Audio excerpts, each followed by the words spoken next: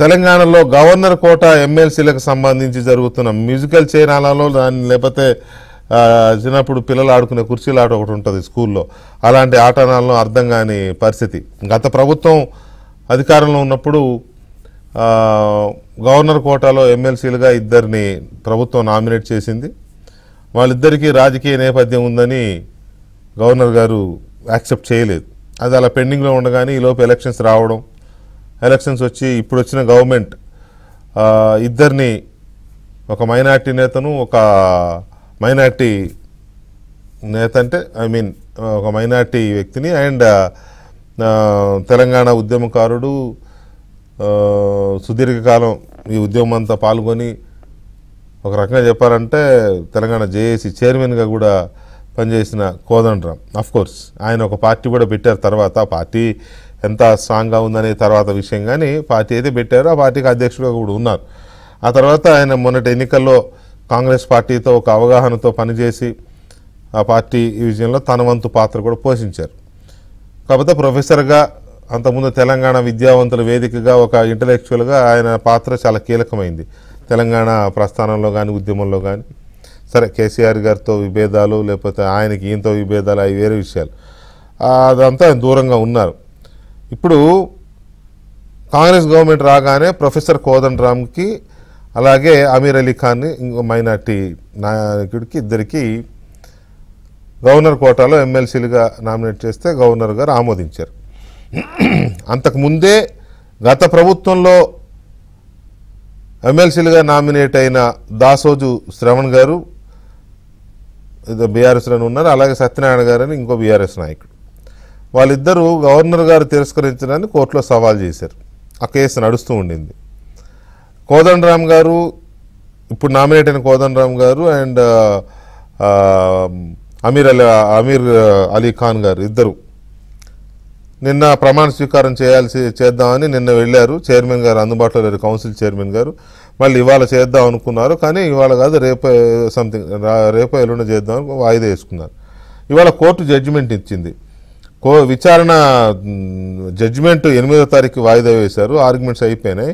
అయితే అప్పటి వరకు వీళ్ళు ప్రమాణ స్వీకారం చేయడానికి లేదు అని చెప్పి కోర్టు స్టే చేసింది. స్టేటస్ కో అనమాట. ఇప్పుడున్న సిచ్యువేషన్ అలాగే ఉండాలి, మేము 8వ తేదీన తీర్పు చెప్తాము అని చెప్పి. ఇది గతంలో బహుశా ఎప్పుడు ఇలాంటి సిచ్యువేషన్ ఎదురవ్వాల, అంటే మనకు రీసెంట్ పాస్ట్లో ఎప్పుడు ఇలాంటి సిచ్యువేషన్ ఎదురవ్వాల. ప్రభుత్వం అధికారంలో ప్రజల చేత ఎన్నిక కాబడిన ప్రభుత్వం క్యాబినెట్ నిర్ణయం తీసుకున్న మేరకు, క్యాబినెట్లో ముఖ్యమంత్రి ప్రతిపాదించడం, ఆ పార్టీ డిస్క్రిషన్, ఆయన డిస్క్రిషన్, క్యాబినెట్ డిస్క్రిషన్ ప్రతిపాదించిన మేరకు ఒకళ్ళైనా ఇద్దరినైనా ఎన్ని ఖాళీలు ఉంటే అన్ని ఖాళీలు గవర్నర్ గారికి గవర్నర్ కోటా కింద నియమించాల్సిన వాళ్ళని వీళ్ళు రికమెండ్ చేస్తారు, గవర్నర్ గారు అప్రూవ్ చేస్తారు. కాబట్టి ఇక్కడ ఒక లాజిక్ ఉంది. గవర్నర్ కోటాలో నామినేట్ చేసే ఎమ్మెల్సీల విషయంలో గవర్నర్ గారి విచక్షణాధికారాలు ఖచ్చితంగా ఉంటాయి. మామూలుగా రాజ్యాంగ ప్రకారం అయితే ఉంటాయి. వాళ్ళకి వాళ్ళు సోషల్ వర్కర్లన్నా అయి ఉండాలి, లేకపోతే రిటైర్డ్ ఆఫీసర్స్ అన్న అయి ఉండాలి, లేకపోతే రిటైర్డ్ జడ్జెస్ అన్న అయి ఉండాలి, లేదా స్పోర్ట్స్ మెన్ అన్న అయి ఉండాలి, లేకపోతే ఏదో ఒకటి, అంటే నో పొలిటికల్ అఫిలియేషన్, సమాజంలో ఒక కీలకమైన రోల్ ప్లే చేస్తూ ఉండాలి. అది ఏదో ఒక రంగంలో కళాకారులు కావచ్చు, ఎవరైనా, అది గవర్నర్ గారి డిస్క్రిప్షన్. అలాంటి వాళ్ళని ప్రభుత్వం రికమెండ్ చేయాలి. ఇది యాక్చువల్గా రాజ్యాంగ ప్రకారం. కానీ సంప్రదాయాలు ఏమి నడుస్తున్నాయంటే ప్రభుత్వం ఎవరిని సిఫారసు చేసినా గవర్నర్లు ఆమోదిస్తూ ఉంటారు.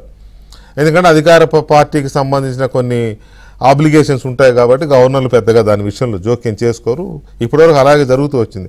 ఫస్ట్ టైం ఈ గవర్నర్ గారు బీఆర్ఎస్ పార్టీతో ఉన్న దూరం వల్లనో, బీఆర్ఎస్ పార్టీతో ఉన్న మామూలుగా ఉండడం కాదు, అసలు పీక్స్కి వెళ్ళిపోయింది విభేదాలు. రాజ్భవన్కి, ప్రగతి భవన్కి అప్పుడు చాలా హై లెవెల్ వార్ నడుస్తున్న నేపథ్యంలో ఆవిడ ఇద్దరు పొలిటీషియన్సే కాబట్టి ఇవి యాక్సెప్టబుల్ కాదు అని చెప్పి పక్కన పెట్టేశారు. ఇప్పుడు గవర్నమెంట్ మారింది, వీళ్ళిద్దరిని యాక్సెప్ట్ చేశారు. ఇప్పుడు కోర్టులో ఉంది.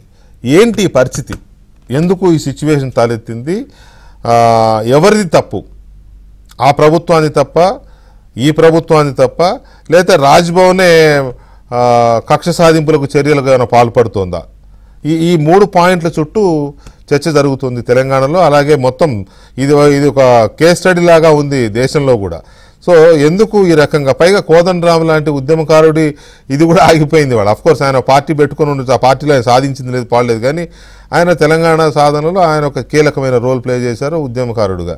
అఫ్కోర్స్ వాళ్ళు కూడా ఉద్యమకారులే, దాసోజు శ్రవణ్ కానీ వాళ్ళు చేయలేదని కాదు. కాబట్టి ఎందుకు ఈ పరిస్థితి వచ్చింది, ఇంత చులకన ఎందుకు అయిపోతుంది? గవర్నర్ కోటా ఏదో ఇంటలెక్చువల్ వాళ్ళని పంపిస్తారంటారు. సరే, చాలా కాలం అయింది ఇంటలెక్చువల్స్ని పంపడం మానేసి రాజకీయ నాయకులు పంపడం అనేది చాలా కాలం అయిపోయింది. దాని గురించి మనం ఇప్పుడు అనుకోవడం వల్ల పెద్దగా అవనగోరే ప్రయోజనం కూడా లేదు. కానీ గత గవర్నమెంట్ దిగిపోయే ముందు పెట్టిన ఇద్దరు పేర్లు ఎందుకు రిజెక్ట్ అయినాయి, ఇప్పుడు వీళ్ళిద్దరు పెడితేనేమో వీళ్ళ ప్రమాణ స్వీకారం డెఫినెట్గా ఇప్పుడున్న ఇద్దరు నిజానికి కౌన్సిల్కి వెళ్లాల్సిన క్వాలిఫికేషన్ ఉన్న వాళ్ళే. అంతకుముందు ఉన్న వాళ్ళకి లేరని నేను అనను, కానీ వాళ్ళు ఫక్త్ రాజకీయ నాయకులు. దాసోజు శ్రవణ్ గారు కూడా రీసెర్చ్ స్కాలరు, బ్రహ్మాండమైన స్టూడెంట్ లీడర్గా పనిచేశారు, నో డౌట్.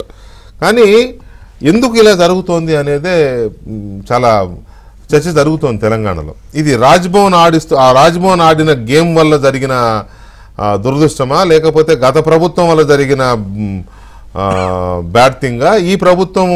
ఈ ప్రభుత్వం పెద్దగా మొన్నగా వచ్చింది, రాగానే 2 పేర్లు పంపినారు, యాక్సెప్ట్ అయినాయి. వాళ్ళు ఉన్నంతలో ద బెస్ట్ చూసే ఇచ్చుకున్నారు పేర్లు.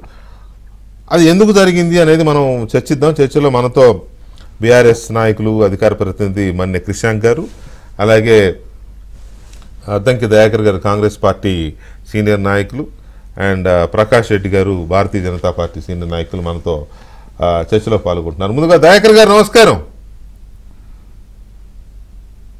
నమస్కారం వెంకటకృష్ణ గారు. దయాకర్ గారు, ఈ పరిస్థితి చూస్తుంటే ఏమనిపిస్తుంది? గవర్నర్ కోటాలో ఎమ్మెల్సీలను నామినేట్ చేయడం అనేది ఒక మంచి హుందాగా ఉండే ప్రక్రియ. అసలు అందులో ఆ కోటాలో రావడం అనేది అదృష్టం. ఎందుకంటే డబ్బులు ఉండవు, డబ్బులు ఇవ్వాల్సిన పని లేదు, ఎవరికి ఓట్లు కొనాల్సిన పని లేదు. తర్వాత ఆ కోటాలో రావడం అంటే ఒక మేధావి అనే ఒక ఇంప్రెషన్, ఇవన్నీ ఉంటాయి. సోషల్ వర్కర్ ఏదో సంథింగ్. ఇప్పుడు చూడండి ఎంత నవ్వుల పాలైపోతుందో. గత ప్రభుత్వంలో నామినేట్ అయిన వాళ్ళు కోర్టుకు పోయినారు, ఈ ప్రభుత్వంలో నామినేట్ అయిన వాళ్ళు ప్రమాణ స్వీకారం చేయడానికి పోయి వెనక్కి వచ్చారు, కోర్టు చేయొద్దని చెప్పింది. సో మీకేమనిపిస్తుంది, అనాలిసిస్ ఏంటి? యా, గుడ్ ఈవినింగ్ వెంకటకృష్ణ గారు, ఇద్దరు మిత్రులకు కూడా నమస్కారం. ఒకటేంటంటే ఇది అంటే రాజ్యాంగబద్ధ వ్యవస్థల మధ్యన వచ్చిన ఒక కాంట్రా. గవర్నర్ గారు కూడా జ్యుడిషియరీని, అంటే ఆయన గవర్నర్ అనే వ్యవస్థని కస్టోడియన్ ఆఫ్ ది కాన్స్టిట్యూషన్, అంటే మేజర్ లాకు వారే కస్టోడియన్. తమిళసై గారు ఉండని, ఇంకెవరైనా గవర్నర్ ఎవరున్నా వారే కస్టోడియన్ గా ఉంటారు. అంటే రాజ్యాంగ పరిరక్షణ వారి బాధ్యత.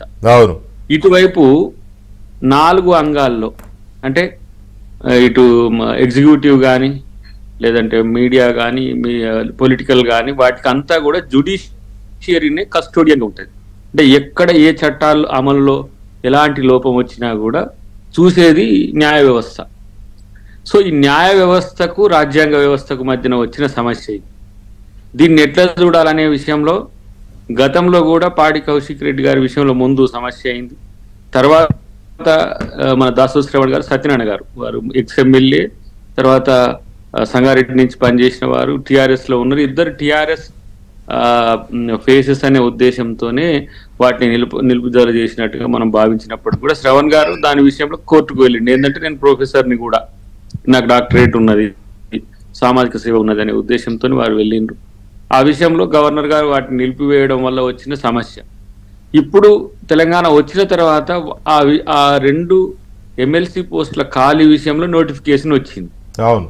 ఆ క్రమంలో గవర్నర్ గారు ఫస్ట్ కూడా నిలిపివేసిండ్రు, కోదండరామ్ గారిని, ఖాన్ గారిని, ఇద్దరిని కూడా నిలిపివేసిండ్రు మొదట. అండ్ ఎందుకు 2 ఎమ్మెల్సీస్ అప్పుడే, ఈ 2 ఎమ్మెల్సీలు కూడా కావాలి 4. కానీ ఎమ్మెల్సీల క్లియరెన్స్ ఇచ్చి ఈ రెండింటిని ఆఫ్ చేసిన పరిస్థితుల్లో ముఖ్యమంత్రి గారు, డిప్యూటీ సీఎం గారు కలిసిండ్రు, నేపథ్యాలు చెప్పిండ్రు.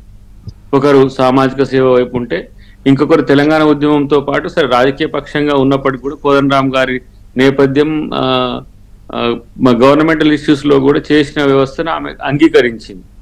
సో డిస్క్రిషన్ ఆఫ్ ది గవర్నరా, డిస్క్రిషన్ ఆఫ్ ది యాక్షనా, అంటే యాక్టా, ఇవి తేలాల్సిన అవసరం ఉంది.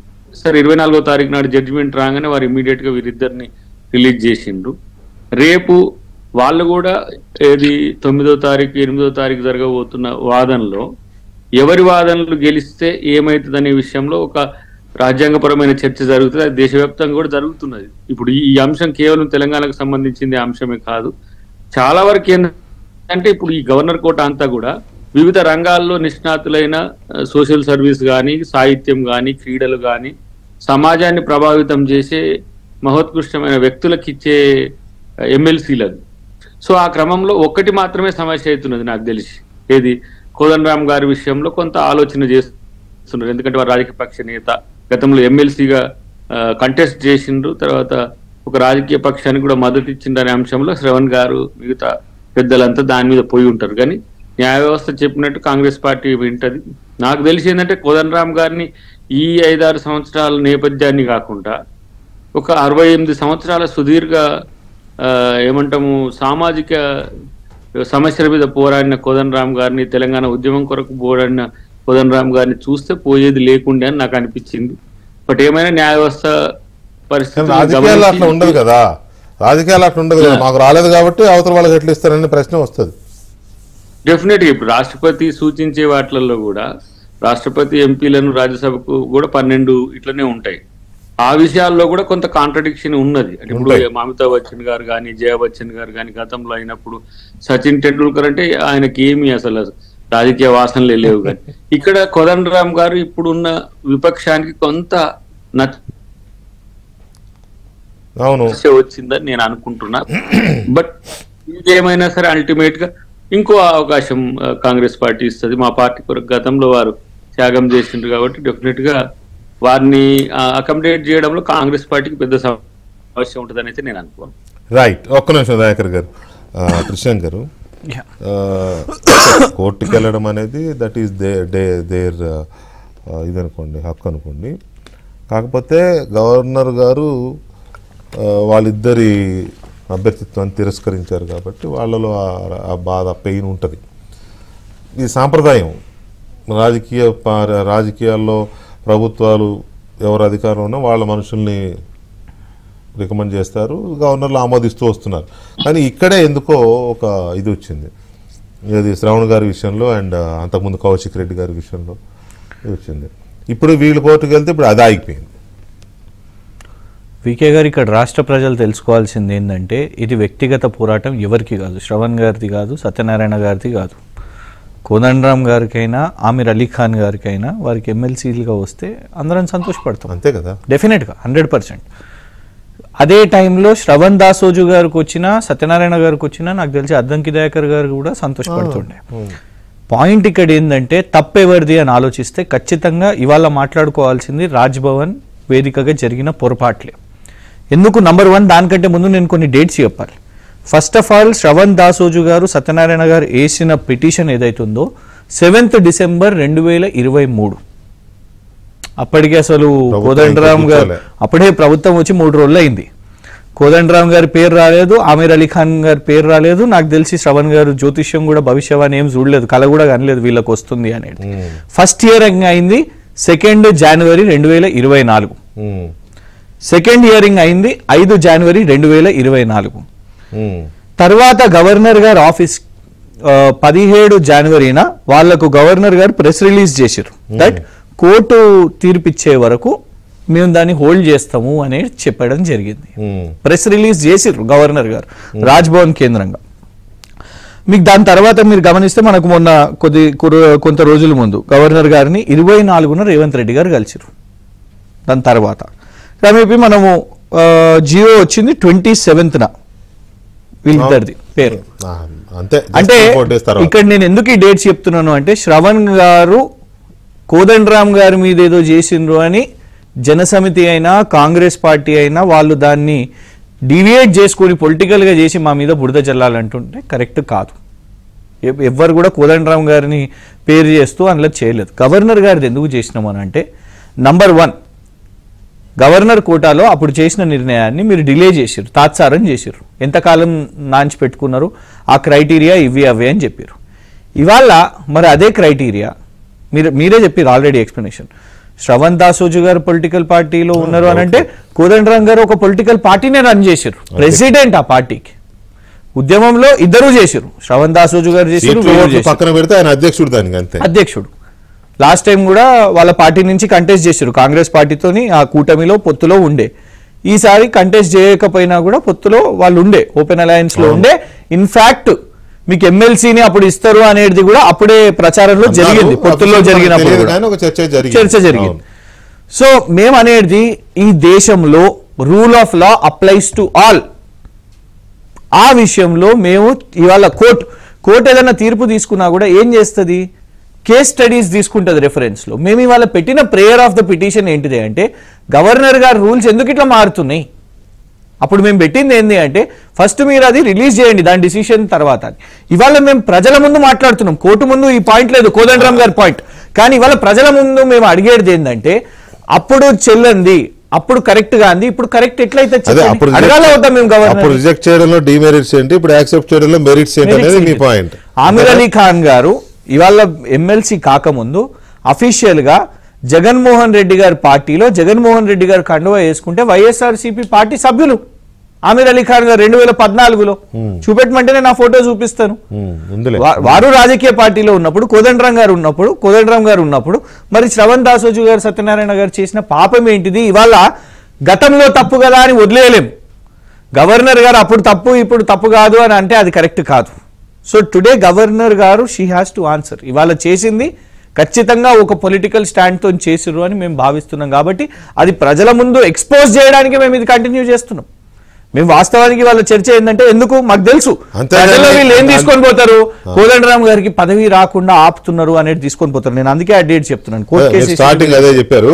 అయితే నేనేమంటానంటే కోదండరాం కి బీఆర్ఎస్ పార్టీ కేసీఆర్ గారు బద్ధశత్రువులు అనేది ఇట్స్ ఎ నోన్ ఫ్యాక్ట్. ఇప్పుడు దాన్ని ఎందుకంటే ఓపెన్ ప్రెస్ మీట్స్ లోనే ఎప్పుడైనా సర్పంచ్ గా వార్డు మెంబర్ గెలిచిన మా ముఖమేనా అని కూడా మాట, కాబట్టి అది అవసరం లేదు. సరే ఒకటి it's a matter of rivalry. నేను అనేది ఏంటంటే ఐ వుడెంట్ సే శత్రుత్వం, ప్రత్యర్థులు. మీరు అన్నదాంట్లో ఒకటే వ్యాలిడ్ పాయింట్, ప్రత్యర్థులు అదే చెప్తాను నేను మీకు. మీరు అన్నదాంట్లో ఒకటే పాయింట్. 2014లోనే కోదండరాం గారు అప్పుడు జైపాల్ రెడ్డి గారికి నోట్ ప్రిపేర్ చేయడం కానివ్వండి, 2014-13 నుంచే కాంగ్రెస్ పార్టీ మేనిఫెస్టో ప్రిపేర్ చేయడం కానివ్వండి, జేఏసీ వాళ్లకు సీట్స్ ఇప్పించడానికి సోనియా గాంధీ గారి దగ్గరికి వెళ్ళడం కానివ్వండి, కోదండరాం గారు ఒక లైన్ చూస్ చేసుకున్నారు, వారు కాంగ్రెస్ పార్టీ వైపు వెళ్ళడానికి చూస్ చేసుకున్నారు.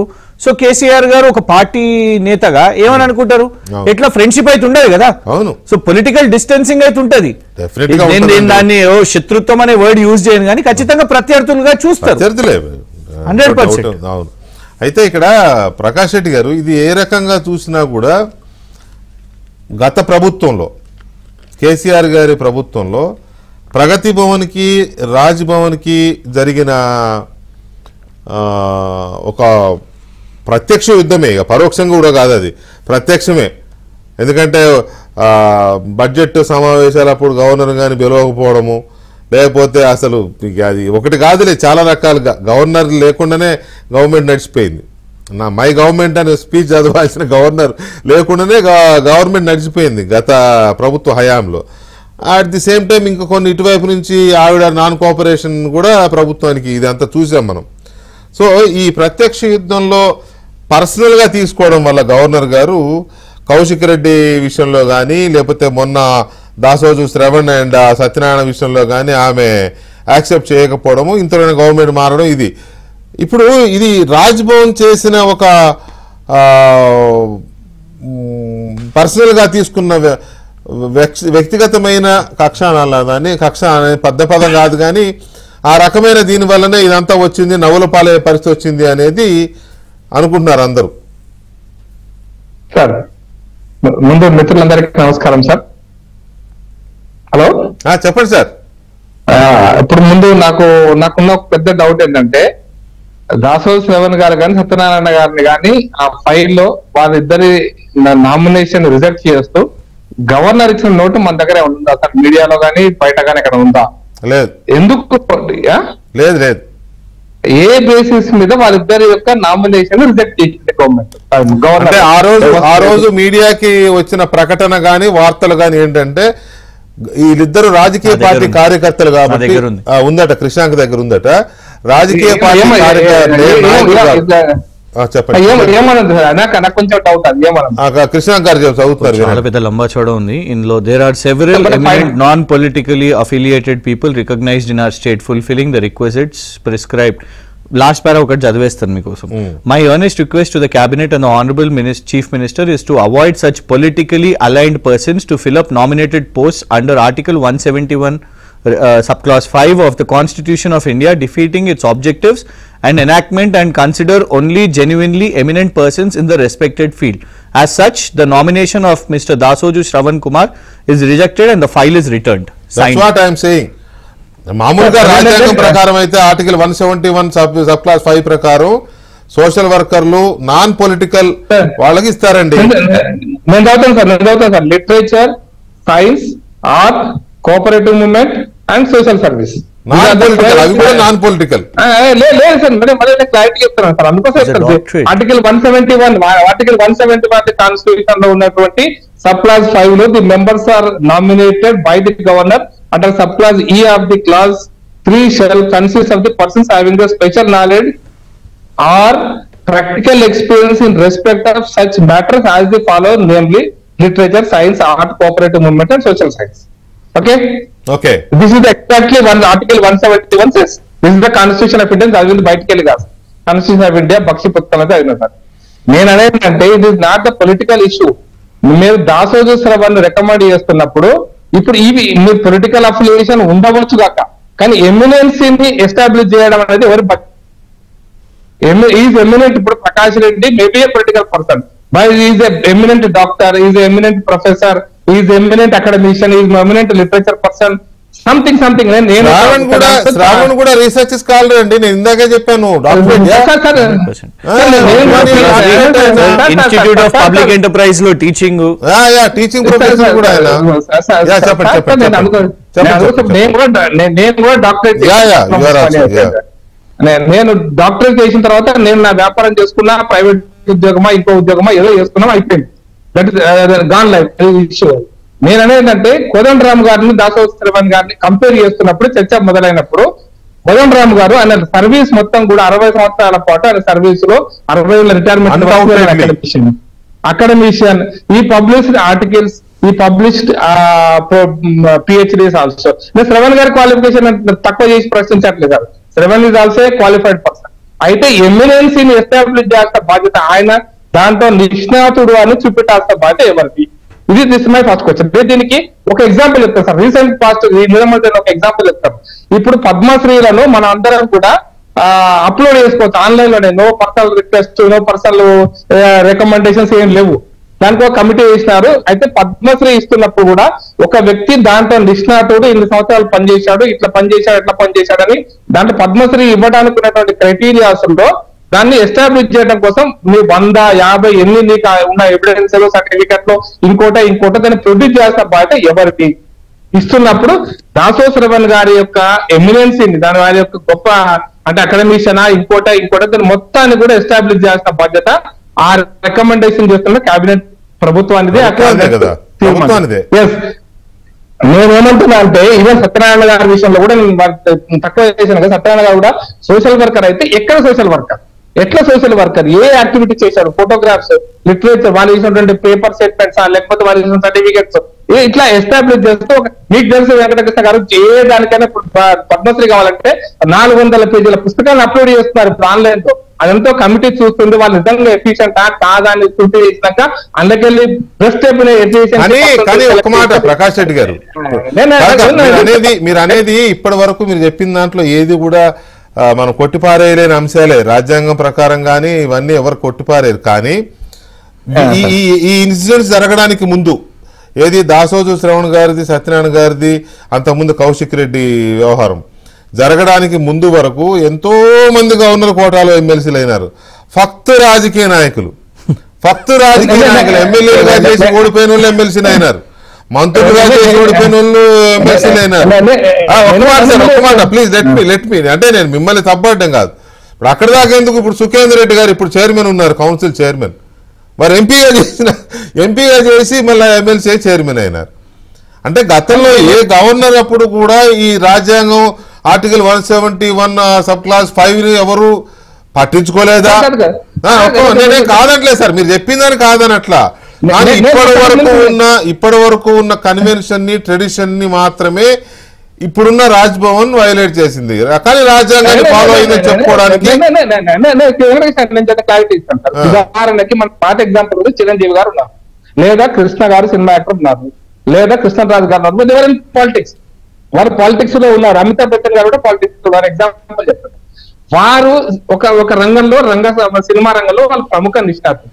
అయితే రాజకీయాలు అంతా మాత్రాన వారు నిష్ణాతులు కాదని మనం అనలే కదా. నిష్ణాతులుగా ఉన్నారు కాబట్టి రాజకీయం ఉంది కాబట్టి ఇవ్వకుండాది కాదు కదా. వారి రంగంలో వారు నిష్ణాతులని ఎస్టాబ్లిష్ చేసేటువంటి డాక్యుమెంట్స్ మనం గవర్నర్ కి ఎవరు ఇవ్వాలా, ప్రభుత్వం ఇవ్వాలన్నా, వ్యక్తులు ఇవ్వాలన్నా, ఎవరు ఇవ్వాలనే దాని కొత్త లాజికల్ గా నా ప్రశ్న సార్. సూటి ప్రశ్న లాజికల్ గా ఎస్టాబ్లిష్ చేస్తారు. సినిమా రంగంలో అక్కడికే వస్తుందంటే నేనేమంటానంటే సార్, నేను ఫైనల్ ఒకటే మాట చెప్తాను సార్. వీరు దాసోజు శ్రవణ్ గారు ఎమినెన్సీ వాళ్ళ యొక్క గొప్పతనాన్ని సర్టిఫికెట్ల రూపంలో, ఇంకొక రూపంలో, ఎక్స్పీరియన్స్ సర్టిఫికెట్ల రూపంలో ప్రభుత్వానికి గవర్నర్ కి ఇచ్చి దాన్ని ఎస్టాబ్లిష్ చేయాల్సిన బాధ్యత అప్పుడున్నటువంటి ప్రభుత్వాన్ని. అది చేయలేకపోయారు కాబట్టి మియర్ పొలిటికల్ అప్లికేషన్ రిజెక్షన్ కి కారణం కాదు. వీళ్ళ యొక్క ఎమినెన్సీని, వీళ్ళ యొక్క గొప్పతనాన్ని విఫలమైనటువంటి విఫలమైంది. మీరు రాజ్భవన్ ని మనం కాన్స్టిట్యూషన్ ని డిఫైన్ చేస్తున్నాము, అంతవరకు డౌట్ లేదండి. మీరు 171 ఒక్క నిమిషం 171 మీరు చదివి వినిపించారు. It's a fact. మన కృష్ణాంక్ చదివింది కూడా అదే కదా. కాకపోతే ఇక్కడ ఏంటంటే అది ఆర్ట్ అయినా, లిటరేచర్ అయినా, ఇంకో రంగమైనా, ఇంకో సోషల్ వర్కర్ అయినా, వాట్ ఎవర్ ప్రజలతో సంబంధం ఉన్న ఎనీ సెక్టార్లో పనిచేసిన మేధావుల్ని మనం గవర్నర్ కోటాలో తీసుకుంటారు. ఇది ఫ్యాక్ట్. దీంట్లో ఇంకా contradictory. Fake certificate original certificate అనే ఇష్యూ కాదు. అమెరికాలో చాలా మంది ఫేక్ సర్టిఫికెట్ అంత దూరం ఎవరు వెళ్ళవసరం లేదండి, అంత దూరం వెళ్ళవసరం లేదు. కానీ ఇక్కడ పాయింట్ ఏంటంటే బట్ సర్టిఫికెట్ సోషల్ వర్కర్ అనే దానికి ఎస్టాబ్లిష్ చేయడం కోసం కొన్ని సర్టిఫికెట్లు తయారు చేసినారా ఒరిజినల్ పక్కన పెడితే అవి గవర్నర్ కి ఇచ్చి నువ్వు జస్టిఫై చేసుకోవాలి. ఈజ్ ఏ సోషల్ వర్కర్, ఈ బాధ్యత సోషల్ వర్కర్ జస్టిఫై చేయించాల్సిన బాధ్యత అప్పటి ప్రభుత్వాన్ని. అందుట్లో విఫలమయ్యారు కాబట్టి వాళ్ళిద్దరు బలైనారని నా ఆరోపణ. సరే, వాళ్ళిద్దరు బలి అయ్యారా, బలి చేయబడ్డారా, కారణాలు ఏవైనా కూడా ఏంటంటే కాదండి ప్రకాష్ రెడ్డి గారు, మనం ఇక్కడ పొలిటికల్ అఫిలియేషన్ ఉండకూడదు. గవర్నర్ చేత నామినేట్ చేయబడే వాళ్ళకి, అలాగే రాష్ట్రపతి చేత నామినేట్ చేయబడే వాళ్ళకి పొలిటికల్ అఫిలియేషన్ ఉండకూడదు అనేది ఒక్క నిమిషం సార్ దయచేసి please let me say something. ఇది ఒక బండ గుర్తు. రాజకీయపరమైన అఫిలియేషన్ ఉండకూడదు. ఇప్పుడు చిరంజీవి గారు రాజ్యసభ సభ్యుడు అయినాడు. అప్పటికి ఆయన మరి ఎట్లా అయిందంటే దానికి ఎవరేం చెప్తారు, దానికి ఆయన అప్పటికో రాజకీయ పార్టీ సంథింగ్ ఏదో నడిచింది. ఇప్పుడేదో షర్మిల గారికి కర్ణాటక నుంచి రాజ్యసభ ఇస్తారంటున్నారు. మరి ఆవిడ ఆల్రెడీ పార్టీలో ఉన్నారు కదా, రాజ్యసభ మరి ఎట్లా ఇస్తారని అంటే ఇస్తారు అంతే. కానీ ఇక్కడికి వచ్చేవరకే రాజ్భవన్ కాన్స్టిట్యూషన్ ఆబ్లిగేషన్ తీసుకుంది. టెక్నికల్ గా ఇట్స్ కరెక్ట్ కాదండి, ఒక్క మాట, టెక్నికల్ గా కరెక్ట్. అది గవర్నర్ గారు ఫాలో అయిన కాన్స్టిట్యూషనల్ ఆర్టికల్ 100% కరెక్ట్, అది కరెక్టే. కానీ ఇప్పటి వరకు ఉన్న ట్రెడిషన్ మొత్తాన్ని ఒక్కసారిగా వెనక్కి దోసేశారు. పోనీ అంతటితో ఆగిందంటే తర్వాత ఇప్పుడు వచ్చిన వాళ్ళు ఇద్దరు మళ్ళీ పొలిటికల్ అఫిలియేషన్ ఉన్నవాళ్ళు, వాళ్ళకి అంతకు ముందున్న ట్రాక్ అంతా కూడా మంచి ట్రాక్ ఉండొచ్చు. ఆయన ప్రొఫెసర్గా సుదీర్ఘకాలం సేవలు అందించారు, ఉద్యమాల్లో పాల్గొన్నారు, ప్రజాసేవ చేశారు, మేధావిగా నో డౌట్. కానీ ఆయన ఒక పార్టీ పెట్టుకున్నారు అనేది ఇప్పుడు వాళ్ళది రిజెక్ట్ చేశారు. అందరినీ నవ్వుల పాలు చేస్తూ ఉంది ఇప్పుడు ఈ పంచాయతీ. ఎవరు కారణమని నేను అనడం లేదు.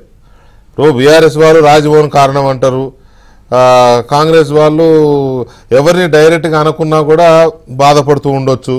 కోదండరామ్ గారు పాపం ఆయన అనకూడదు కానీ ఇంత ఇదుండి ఇంత మంచి ట్రాక్ ఉండి ఆయన ఎంత బాధపడుతున్నాడో తెలియదు. అట్ ది సేమ్ టైం ఆ రోజు రిజెక్ట్ అయినందుకు శ్రావణ్ కూడా అంతే బాధపడుతూ ఉంటాడు, నో డౌట్.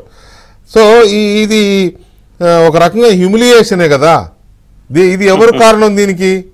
రాజ్యాంగం అయితే కాదు, క్లియర్గా రాజ్యాంగాన్ని అమలు చేయకపోవడమే ఇప్పటి వరకు వచ్చిన బాధ.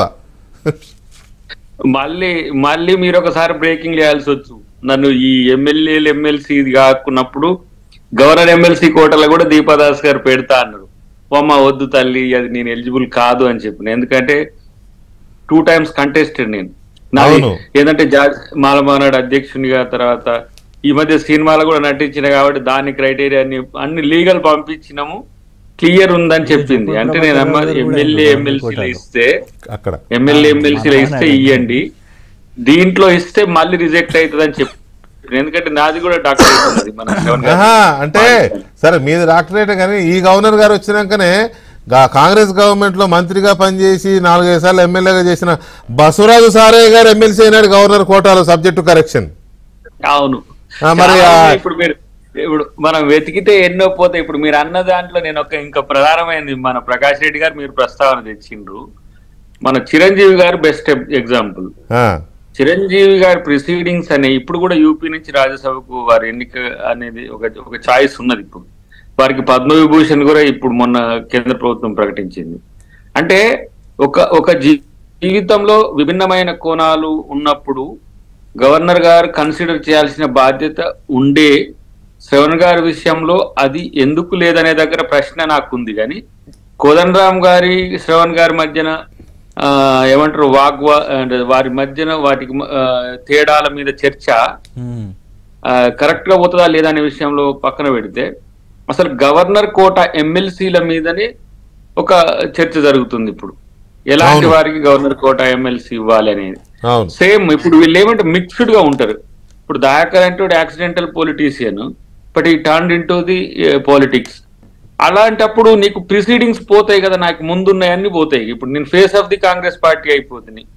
సో ఆ టైంలో వారు ముందే చెప్తారు గవర్నర్ గారు, చూడండి దయాకర్ గారు ఇన్ని డిబేట్లు చేసిండు, ఇంత కంటెస్ట్ చేసిండు, ఓడిపోయిండు, ఇట్లా అనేది వస్తుంది. అట్లనే కోదండరామ్ గారి విషయంలో కూడా ఆబ్జెక్షన్స్ ఏంటంటే ఒక పార్టీకి అధ్యక్షుడు అని ఇట్లా వస్తున్న పరిస్థితుల్లో 60 సంవత్సరాల వరకు తను చేసిన సేవ గురించి కూడా నేను మార్నింగ్ నాకు ఇది డౌట్ వచ్చినప్పుడే వారికి చేసిన కోదండరామ్ గారికి ఏంటి ఏదో కొంత తేడా వస్తుంది సార్ అని అంటే ఏం లేదు, వారు సుఖేందర్ రెడ్డి గారు ఏదో బయటికి పోయిండు, వాళ్ళు వచ్చినాక చేద్దామని చెప్పి ఏదో డేట్ ఇస్తున్నాడు అని చెప్పి అన్నాడు. అంటే అక్కడ ఆ సందిగ్ధానికి కారణం ఏంటంటే ఆబ్జెక్షన్సే. మీకు ఏది కోర్టు ముందు వచ్చిన ఆబ్జెక్షన్స్ అయినా గవర్నర్ గారి ముందు వచ్చిన ఆబ్జెక్షన్స్ అయినా కూడా కొన్ని కంప్లైంట్స్ ను కన్సిడర్ చేయాల్సి వస్తుంది, వాటిని ఆలోచించిన తర్వాత ముందుకు పోవాల్సి వస్తుంది. నేను అనుకుంటున్నా ఇప్పుడు జ్యుడిషియరీ తర్వాత కాన్స్టిట్యూషన్ ఈ రెండింటి మధ్యన వచ్చినప్పుడు గవర్నర్ గారు నిర్ణయం అనేది ఎంత మేరకు హైకోర్టు సమర్థిస్తుంది అనేది ఒక అంశం అయితే, నేను ఒక్క మాట ఇక్కడ మనం గుర్తు చేసుకోవాలి ఏంటంటే మళ్ళొక్కసారి కనుక ఫైల్ కేసీఆర్ గారు కానీ క్యాబినెట్ కానీ మళ్ళీ తిప్పి పంపి ఉంటే శ్రవణ్ గారు సత్యనారాయణ గారు ఎమ్మెల్సీలు అయి ఉండేది.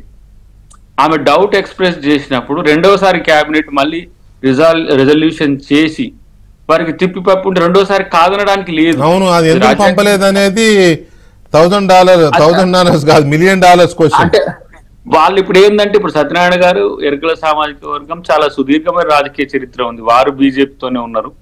తర్వాత మన శ్రవణ్ గారు మధ్యన బీజేపీ ట్రావెల్సల్ అయ్యి మనకు టీఆర్ఎస్ ని మన బీఆర్ఎస్ కు రావడం వల్ల కూడా వీళ్ళెవరో వద్దని చెప్పిందనే విమర్శ కూడా ఉంది. అది ఎవరు చెప్పిన అది ఇట్స్ రూమర్ ఓన్లీ. మన ప్రకాష్ రెడ్డి గారు మళ్ళీ నా మీద దగ్గర కాదు, అక్కడ ఎవరో చెప్పిండ్రు అని విన్నాము. సో కానీ శ్రవణ్ గారికి అది ఉన్నది, ఏది డాక్టరేట్ ఉన్నది. తర్వాత సత్యనారాయణ గారి ఎరుకల సామాజిక వర్గం నుంచి ఒక సామాజిక వర్గాలు ఎదిగిందనే ఉన్నది. కానీ ఇప్పుడు మాకు వచ్చిన అవకాశాన్ని మేము వినియోగించుకోవాల్సిన అవసరం ఉంది. ఆ క్రమంలోనే ఈ కాంట్రా వచ్చింది. కానీ తిప్పి పంపకపోవడం అనేది ఆ రోజు క్యాబినెట్ చేసిన తప్పు అయితే మా ముఖ్యమంత్రి గారు డిప్యూటీ సీఎం గారు ఇద్దరు పోయి కన్విన్స్ చేసిండ్రు. కోదండరామ్ గారు గవర్నమెంటల్ యాక్టివిటీస్ లో కూడా ఉన్నారు. ఎప్పుడు తను రిటైర్ కాకముందు చేసిన గవర్నమెంటల్ సర్వీసెస్ కూడా యాక్సెప్ట్ అయినాయి. అట్లనే ఇప్పుడు చిరంజీవి గారు ఏంటంటే రాజకీయ పక్షం పెట్టింది ఈ 10 to 15 years కావచ్చు కాక, కానీ సుదీర్ఘకాల తన కళా జీవితం ఏదైతే ఉందో అది మాత్రమే ఇలా పద్మవిభూషణ్ ఇచ్చింది. కాబట్టి వారు రాజకీయాల్లో ఉన్నారు కాబట్టి మేము రాజకీయ నాయకులకు మేము గౌరవించము లేకపోతే రాజ్యసభ ఇవ్వము అని అనుకుంటే యూపీ దాంటి విషయంలో కూడా వారికి ఇవ్వబోతున్నది. అవార్డులు ఇవ్వడానికి రాజకీయాలు కూడా ఒక క్రైటీరియానే కదా, రాజకీయాల్లో ముఖ్యమంత్రులు చేస్తున్నారు. అన్నిటికీ రాజకీయమే, రాజకీయం లేకపోతే జీవితమే లేదు. కాకపోతే మనకు లేట్ గా తెలిసింది అదే కావచ్చు కాక కానీ రాజకీయాలు జరగడానికి ఈ ఎమ్మెల్సీలు కేంద్రకం కావడం మాత్రం కొంత విస్తుపోయే చర్చ ఉన్నది. ఎందుకంటే కోదండరామ్ గారి కన్విక్షన్ ముందో క్రెడెన్షియల్స్ ముందో ఎవరు కూడా డెఫినెట్ గా ఇది అన్ఫార్చునేట్ డెవలప్మెంట్స్ ఇవన్నీ కూడా నేనైతే ఊహించలేదు వీళ్ళు ఇట్లాంటి ఆబ్జెక్షన్ ఉంటది అని. బట్ కోర్టు తీర్పును అనుసరించి వ్యవహరిద్దాం. కోర్టు కూడా రిజెక్ట్ చేయలేదు కదా గవర్నర్ గారి డెసిషన్ ని, హోల్డ్ చేసినారు. అప్పటి వరకు స్టేటస్ కో అన్నారు. జడ్జిమెంట్ ఎయిత్ వస్తుంది, అది ఎట్లొస్తుంది గవర్నమెంట్ నుంచి కాదు జ్యుడిషియరీ నుంచి. మళ్ళీ కేబినెట్ వారికి మళ్ళీ ఒక విన్నపం చేస్తాం, హైకోర్టు వారికి కూడా చేసే ప్రయత్నం ఉంటది. డెఫినెట్ గా అది పాజిటివ్ అయిద్దని నేను అనుకుంటున్నాను. రైట్. ఇక్కడ ప్రకాష్ రెడ్డి గారు అందుకే చాలా చోట్ల అదే తీసుకుంటా ముఖ్యమంత్రులు గవర్నర్లతో సత్సంబంధాలు మెయింటైన్ చేస్తారు చెయ్యాలి అనే ఇది ఇందుకే వచ్చిందేమో. ఏ రాష్ట్రంలోనైనా గవర్నర్ విషయంలో చాలా జాగ్రత్తగా ఉంటారు ముఖ్యమంత్రులు. అవసరమైతే నెలకోసారి 2 సార్లు అట్లా రాజ్భవన్ మొఖాన పోయి విశేష ఛాయ్ తాగి పూల బొక్కే ఇచ్చి శాలువా గొప్ప ఉంటారు. సరే, కొంతమంది ఇంకే వేరే కూడా చేస్తారంట్లే, అవన్నీ నాకు తెలియదు కానీ నేను ఎప్పుడు చూడలేదు. కానీ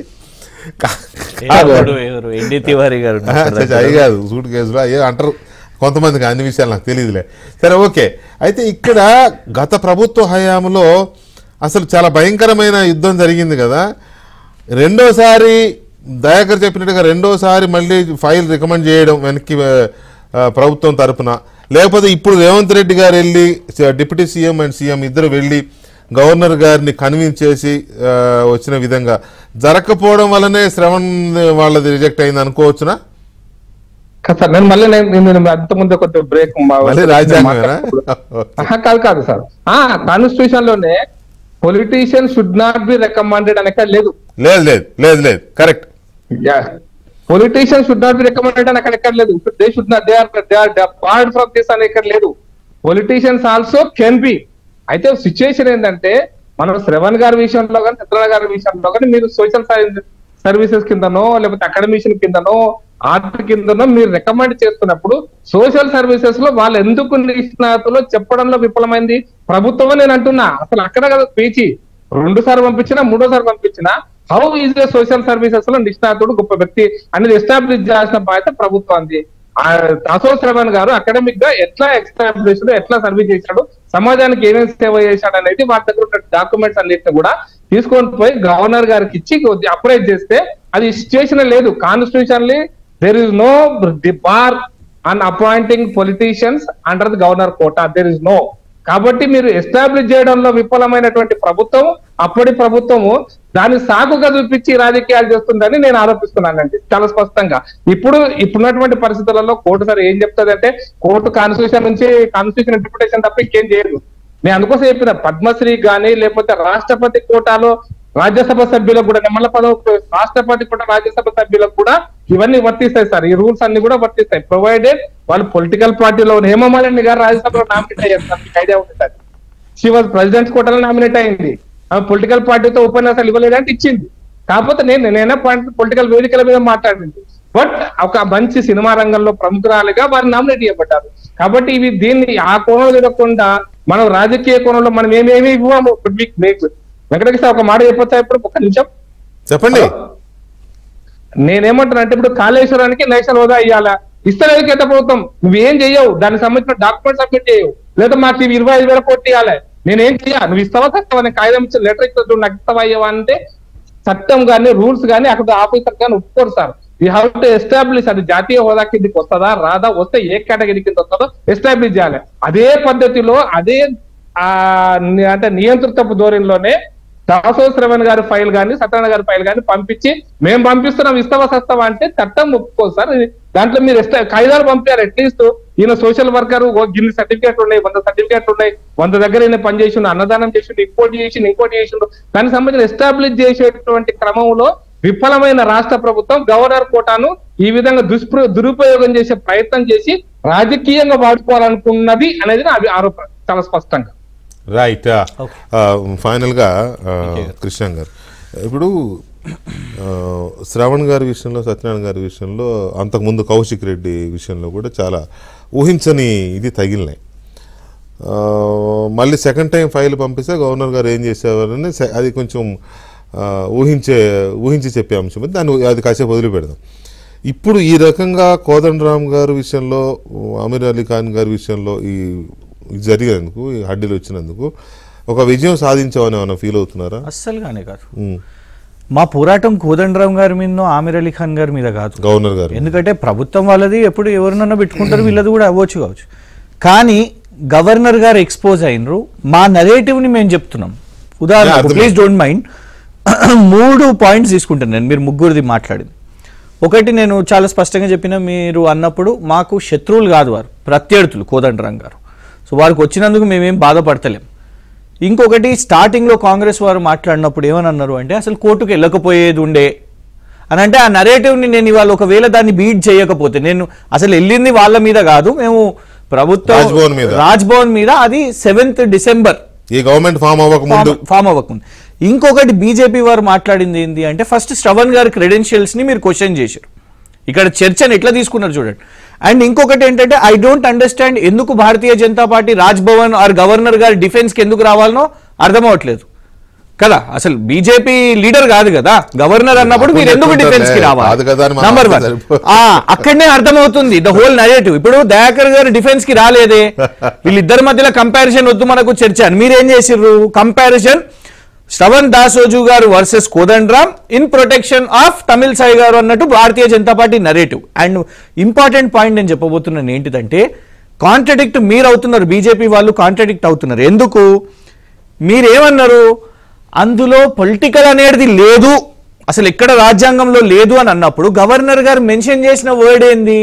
నేను చదివి చెప్పిన word non politically aligned persons ని ఎట్లా ఫిల్అప్ చేస్తారు మీరు అని గవర్నర్ గారు క్వశ్చన్ చేసిర్రు. She has contradicted. ఎందుకు చెప్తాను నేను, లిస్టు మనం చూసుకుంటే సార్, బీజేపీలో 2022లో ఉత్తరప్రదేశ్ లో ఎమ్మెల్యే కంటెస్ట్ చేసిన వాళ్ళు, ఇట్లా ఉత్తరప్రదేశ్ అసెంబ్లీలో కంటెస్ట్ చేసి ఓడిపోయిన వాళ్ళని తెచ్చి రామ్ సూరత్ రాజ్బార్ అనే వ్యక్తి 2022లో ఈ contested for assembly, but he has been given governor కోటాలో ఎమ్మెల్సీ. గంతెందుకండి, ఉద్ధవ్ ఠాక్రే గారు ఆయన ముఖ్యమంత్రి కావాలని ఆయననే ఇచ్చుకున్నాడు గవర్నర్ కోట. వీళ్ళ అలయన్స్ కాంగ్రెస్ విచిత్రం, కాంగ్రెస్ గఠబంధన్ ఆయననే గవర్నర్ కోట ఇచ్చుకున్నాడు. పొంగులేటి సుధాకర్ రెడ్డి గారు గతంలో కాంగ్రెస్ లో ఉండే, వారికి ఎన్ఎస్యుఐ యూత్ కాంగ్రెస్ లో ఉండే, వారు గవర్నర్ కోట. సో నేను ఆ చర్చలకు పోతలేను నేను. ఇందులోనే now let me come to one more important point. Second page first line లో ఏముంది తెలుసా? The summary of Dr. Dasoju Shravan Kumar indicates his active participation in politics, corporate and academic sector. Both. ఇలా mention చేస్తున్న document Tamil Sai గారు సంతకం పెట్టి release చేసిన document. అంటే ఎందుకంటే మీరు అసలు ఎక్స్ప్లెనేషన్ ఎందుకు ఇవ్వలే వాళ్ళ గురించి అని. ఇప్పుడు అకాడమిక్ సెక్టర్ అన్నప్పుడు గతంలో చుక్కారామయ్య గారికి వచ్చింది, మరి ఇక్కడ మేము మెన్షన్ చేసినట్టే కదా సార్. అందుకే మేము అనేది ఏంటంటే, you want to defend Tamil Sai గారు, మీరు డిఫెండ్ చేసుకోండి కాక.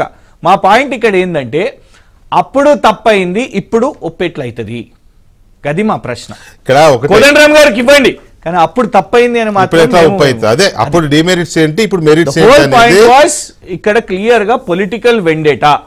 గవర్నర్ గారు చూపెట్టింది పొలిటికల్ గ్రడ్జ్. ఆమె మీరు కూడా బీజేపీ మీరు కూడా బీజేపీ మీద కోపంతో రాజ్భవన్ మీద చూపించారు ఆ కోపం. అమ్మగారు అప్పుడు పోయి ఏకంగా జాతీయ ఛానళ్లలో అర్నబ్ గోస్వామి ఛానల్లో ఆమె మాట్లాడినారు. కానీ ఎంత గ్లడ్జ్ ఉన్నా ఒక ఉదాహరణ అసెంబ్లీలో చర్చకే పోవాలనుకుంటే ఒక ఉదాహరణ చెప్తా మీకు. కోవిడ్ పెట్టుకొని ఉండే కేసీఆర్ గారు, కానీ ఒక ఛానల్లోకి వెళ్ళి అర్నబ్ గోస్వామి గారి ఛానల్లోకి వెళ్ళి గవర్నర్ అమ్మ ఏమంటారంటే, మా కుటుంబ సభ్యులు ఎవరో చనిపోతే కేసీఆర్ గారు రాలేదు, కేటీఆర్ గారు వెళ్ళారు, హరీష్ రావు గారు వెళ్ళారు. సార్ అర్నబ్ గోస్వామి రీచెక్ చేసుకోడు సార్, దేశం మొత్తానికి నిజంగా వెళ్ళిపోతుంది అది చర్చ. నేను ఇదేంది కేసీఆర్ గారు ఇట్లా చేస్తారా? వ్యక్తిగతంగా మనం మాట్లాడుకుందాం. వికే గారు కేసీఆర్ గారు ఇంత క్రూరులా ఎందుకు పోరు అని డేట్స్ చూసుకుంటే, he was affected with Covid with symptoms.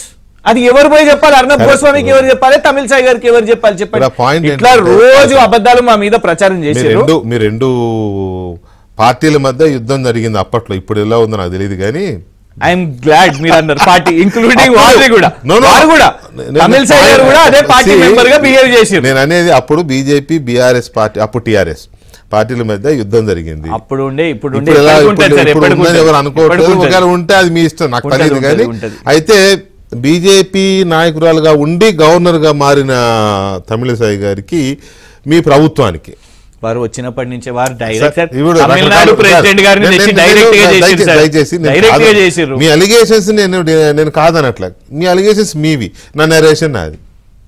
Point Yes, yes. అయితే మీ ప్రభుత్వానికి గవర్నర్ గారికి జరిగింది, ఆవిడ్ని చాలా హ్యూమిలేట్ చేసినారు చాలా I don't సందర్భాలు. think me so. I don't think ఒప్పుకోరు, ఆయన ఎలా ఒప్పుకోవడం మీరు అలాగ ఒప్పుకోరు, ఆ విషయం నాకు కూడా తెలుసు. చాలా హ్యూమిలేట్ చేసిన, కలెక్టర్లు రిసీవ్ చేసుకోకపోవడము, బడ్జెట్ సార్, నాకు ప్రసంగం టైం ఇస్తే నేను అవి కూడా చూపిస్తాను. అంటే ఇంకో రోజు పెడదాం కానీ బడ్జెట్ సమావేశాలకు ఆవిడ ఇన్వైట్ చేయకపోవడం చాలా జరిగినాయిలేండి. అసలు కానీ discretion అనేది ఏ ఒక- ట్రెడిషన్ ని ఫాలో అవ్వలేదు, ఏ ట్రెడిషన్ ని వికే గారు ఫాలో అవ్వలేదు. ఒక్క విషయం బహుశా ఒక్క నిమిషం, బహుశా ఆ ఇంపాక్ట్ కి మన దయాకర్ అన్నట్టుగా దాసో చూసిరావడం, సత్యనారాయణ వీళ్ళు బలైపోయి ఉంటారు. కానీ ఏమైనా కూడా అయితే రాజ్యాంగాన్ని ఫాలో అవ్వండి, గవర్నర్లు కానీ లేకపోతే ఇంకెవరైనా. విచక్షణ అనేది ఒకటి ఉంటది. యా కృష్ణ గారు మళ్ళీ దాన్ని వికే గారు ఎవరైనా అయితే రాజ్యాంగాన్ని, చట్టాన్ని, రాజ్యాంగాన్నైనా ఫాలో అవ్వండి, లేకపోతే ట్రెడిషన్స్ అయినా ఫాలో అవ్వండి. అంతేగాని మీకు నచ్చినప్పుడు ట్రెడిషన్స్, నచ్చకపోతే రాజ్యాంగం అంటే ఇగో ఇట్లాంటి జరిగి నవ్వుల పాలైపోతాయి. రాజకీయాల మధ్య రాజ్యాంగం పరువు పోతా ఉంటుంది. దయచేసి అట్లాంటి పనులు చేయకండి sir. Thank you very much Krishna గారు, దయాకర్ గారు అండ్ ప్రకాష్ రెడ్డి గారు. Thank you very much. ఏం దయాకర్ ఏమైనా ఉందా? అంటే నేను ఒక్కటి అదే thanks ఒక్కటే చెప్పాలి. మాట. ఒక్క నిమిషం. మేము achieve విచక్షణ అయ్యాం. అనేది ఇవాళ ఈ debate పెట్టిర్రు కదా, మేము ముఖ్యమంత్రి achieve అయినా- అయ్యాం, రాహుల్. ఒక్క నిమిషం ఇది విచక్షణ. Dayakar please, Dayakar please conclude. ఒక్క నిమిషం. కాన్స్టిట్యూషన్ లో ఉన్న ఒక పదాన్ని చెప్పి ఉంటది, విచక్షణ ఎట్లా అనేది పక్కన పెట్టండి. విచక్షణ అనేది ముఖ్యమంత్రికి తన మంత్రి మండలిని నిర్ణయించుకోవడంలో విచక్షణ ఉంటది. At the same time governor కూడా తన విచక్షణ ఉంటది, ప్రధానమంత్రికి Definitely గా. ఉంటది, రాష్ట్రపతికి ఉంటది. ఆ విచక్షణను గౌరవించే బాధ్యత కూడా హైకోర్టు తీసుకుంటది అనేది నాకున్న అంచనా. చూద్దాం. హోప్ అది right. Okay right. Thank you very much.